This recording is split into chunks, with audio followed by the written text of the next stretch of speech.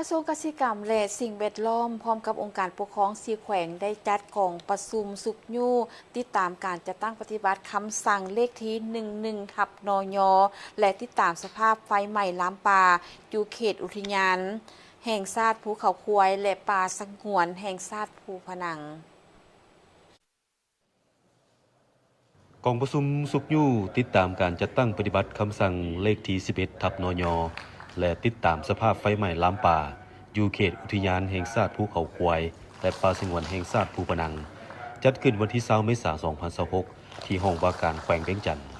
โดยการเป็นประธานร่วมของทานลิ้นคำดวงสวรรค์รัฐมนตรีกระทรวงเกษตรกรรมและสิ่งแวดล้อมและทานภูธนูเพชรไสสมบัติเลขาพรรคแขวงมีบรรดารองประธานคณะกรรมการปกครองแขวงเวียงจันทน์แขวงบริคำไซแขวงไซสมบูรณ์และนครหลวงเวียงจันทน์พร้อมด้วยหัวหน้ากรมแผนกการจากขันแขวงและขันเมืองที่เกี่ยวข้องกองประชุมครั้งนี้เป็นการสุขยู่ติดตามการจัดตั้งปฏิบัติคำสั่งเลขที่11/นยและติดตามสภาพไฟไหม้ล้ำป่าอยู่เขตอุทยานแห่งชาติภูเขาควายและป่าสงวนแห่งชาติภูพนังพร้อมทั้งสุ่มใส่เวียกงานชุดสุ่มคือการบังคับใส่กฎหมายจัดตั้งปฏิบัติคำสั่งเลขที่11/นยและ15/นยอย่างเข้มงวดพร้อมทั้งตีราคาคืนผลได้หับและขอคงข้างเพื่อแก้ไขปรากฏการณ์ย่อท่อในการบุกรุกป่าไม้ให้เด็ดขาดโอกาสนี้ท่านรัฐมนตรีกระทรวงเกษตรกรรมและสิ่งแวดล้อมได้กล่าวว่าป่าสงวนแห่งชาติภูพนังและอุทยานแห่งชาติภูเขาควายได้รับการสร้างตั้งขึ้นนับแต่ปี 1993 ตามลำดับของนายกรัฐมนตรี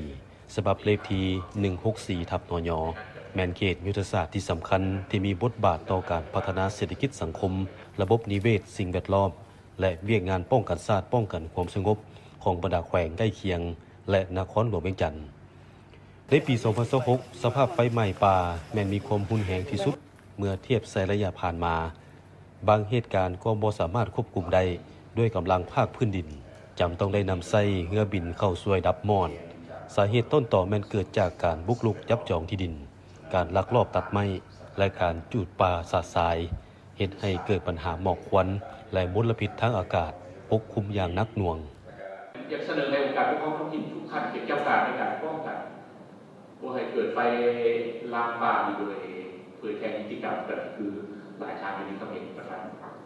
คณะกรรมการปกครองเขตเศรษฐกิจก็มีคำเห็นกันให้ใกล้ขึ้นตัวใดที่มีแล้วก็เอามาขึ้นลงไปอีกนำไส้ในองค์การจะตั้งมาสุดต่างๆลงไปช่วยในการเป็นเผยแพร่สภาเนี่ยมันลงไปพบปลาประชาชนเอาตัวนี้ถือไปนะนี่นั่นเดี๋ยวชนะเขียนใช่ทำอะไรมอบให้คนเลยมันเขาไปรายงานตามนี่แหละนี่นะมอบให้สภาที่มันมีเรียกเห็นเลยนี่ก่อนที่เราไปฟังแต่ความคิดเขาเห็นเอาตัวนี้เป็นเผยแพร่นะผลของกองประชุมสภาข้าพเจ้าจะส่งสมัยไปอยู่นะเพื่อประหยัดเวลามีหลายนะสภาลงไปเดือนเอาตัวนี้ไปเผยแพร่แผนกกสิกรรมในสิ่งแวดล้อมของแขวงนครหลวงและองค์การกสิกรรมป่าไม้ขันเมืองนี้เป็นเจ้าการสร้างเป็นแผนในการปฏิบัติตัวจริงเห็นเป็นแผนละเอียดเลยนะคือหลายทางมีคำเห็นเองพวกเขาผ่านมาพวกเขาบริเหตุแก่มีปัญหาแล้วพวกเขาจะลงไปแก้มันก็เป็นอันนี้แล้วมันบททำการอันนี้เนาะอันนี้ทำเจ้าขึ้นมาจะให้เห็นเป็นแผนแล้วมันค้าขึ้นไหนจะยังว่ากันเนาะเห็นเป็นแผนมาก่อน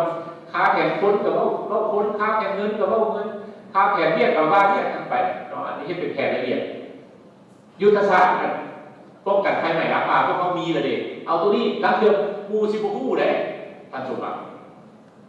มูบูฮู้เนี่ยเขาเห็นมาแล้วเขาเผยแพร่พวกที่เงินเผยแพร่อย่างว่าเปิดทรงนี่เนาะอันนี้อย่างไรเด่นตัวนั้นตัวที่พกมาล่ะให้คะแนนกสิกรรมเนี่ยป่าไม้แกว่งนี้นครหลวงนี่ต้องไปยกสู่ความรับผิดชอบหลายๆเป็นเจ้าการประสานกับภาคส่วนที่เกี่ยวข้องโดยเฉพาะเป็นกำลังปกสคือทางประธานองค์การปกครองใช้สมบูรณ์เป้าเลยครับเจ้าเห็นดีที่สุดพวกผู้สหายมีกำลังเพียงพอดอกท่านโมเป็นเติมอยู่ป่าสงวนผู้พนักก็มีกำลังปกสเต็มอยู่หันมันค้ากลไกใดเขาก็ป้องกันอันนี้ข้าพเจ้าคือว่าอย่างไรเห็นนั่นแหละท้องถิ่นมีกระบอกพอดอกกำลังนี่ต้องยิงใส่ตัวนั้นเป็นหลักเจ้าหน้าที่ตำรวจตื่นอีกหาที่พบเนี่ยนะอันที่เจ็ดจะเป็นให้กฎการทรัพยากรธรรมชาติหรือสิ่งแวดล้อมเนี่ยมองถูกมานี่ จะต้องได้ลงเฮ็ดเวียกตัวจริงกับท้องถิ่น รัฐมนตรียังได้เรียกร้องให้ทุกภาคส่วนจงร่วมมือกันอย่างจริงจังเพราะเวียกงานนี้แม่นหน้าที่ของทั่วสังคมเพื่อปกปักรักษาทรัพยากรธรรมชาติและสิ่งแวดล้อมให้มีความยืนยงตลอดไปพร้อมนั้นยังได้ต่างหน้าให้กระทรวงเกษตรกรรมและสิ่งแวดล้อมมอบเงินช่วยเหลือและน้ำดื่มจำนวนหนึ่งให้แก่คณะองค์การปกครอง4แขวงคือแขวงเวียงจันทน์แขวงบุรีคำไซไสสมบูรณ์และนครหลวงเวียงจันทน์เพื่อนำใส่เข้าในเวียกงานสกัดกั้นและดับมอดไฟป่าในครั้งนี้ภายหลังสำเร็จกองประชุมรัฐมนตรีพร้อมด้วยคณะได้ลงติดตามเบิ่งสภาพการไฟไหม้ป่าตัวจริงในบางจุดที่สำคัญเพื่อประเมินสถานการณ์และวางแผนการเข้าช่วยเหลือในขั้นต่อไปให้ท่วงทันการอิงตามบทรายงานตัวจริงจากแขวงเวียงจันทน์เนื้อที่ป่าไม้ทั่วแขวงมีทั้งหมด 677,329 เฮกตาร์นับแต่ต้นปี 2026 จนถึงวันที่ 7 เมษายน 2026 ได้เกิดเหตุไฟไหม้ป่าใน 10 เมืองสร้างความเสียหายแก่เนื้อที่ป่าไม้ถึง 3,117.42 เฮกตาร์ในนั้นเมืองที่ได้รับผลกระทบหลายกว่าหมู่แม่นเมืองแก้วอุดมเสียหาย520เฮกตาร์และเมืองหินเหิบเสียหาย494เฮกตาร์ความเอาเขตป่าสงวนแห่งชาติภูพนังสิ่งท้าทายที่สำคัญแม่นสภาพภูมิสันฐานที่ซันอุปกรณ์รับใช้บ่เพียงพอและงบประมาณฉุกเฉินยังมีจำกัดฉะนั้นเพื่อแก้ไขปัญหาดังกล่าวอย่างเด็ดขาดรัฐมนตรีได้จ่อจิ้มให้คณะรับผิดชอบและภาคส่วนเกี่ยวข้อง